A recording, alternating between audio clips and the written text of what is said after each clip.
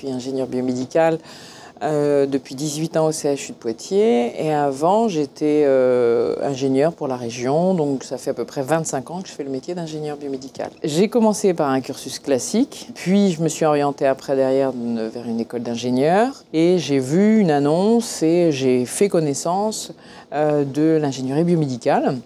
On s'occupe de l'achat, de l'entretien, de tout le parc des équipements qui sont sur l'hôpital.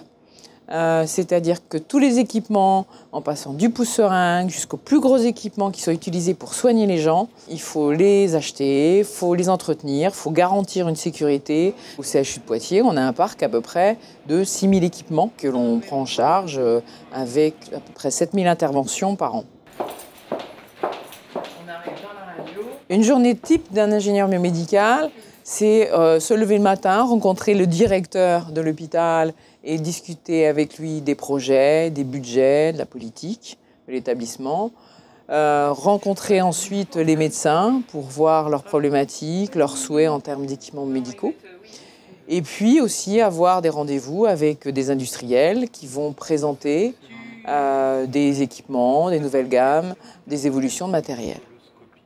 Alors, pour devenir ingénieur biomédical, plusieurs formations sont possibles.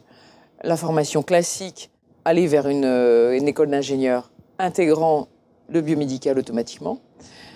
La deuxième possibilité est de faire une école d'ingénieur classique et puis d'intégrer une spécialisation, Master 2, pour être ingénieur biomédical en sortie avec un Master 2.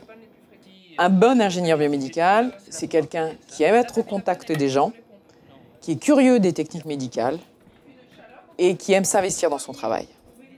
Dans notre fonction, on a une gestion d'équipe et c'est très intéressant de travailler avec des techniciens qui nous font remonter les informations et on enrichit notre travail ainsi. J'aime mon métier parce qu'il est passionnant, avec une richesse de découvertes de nouvelles techniques. Il est constamment en mouvement, en évolution.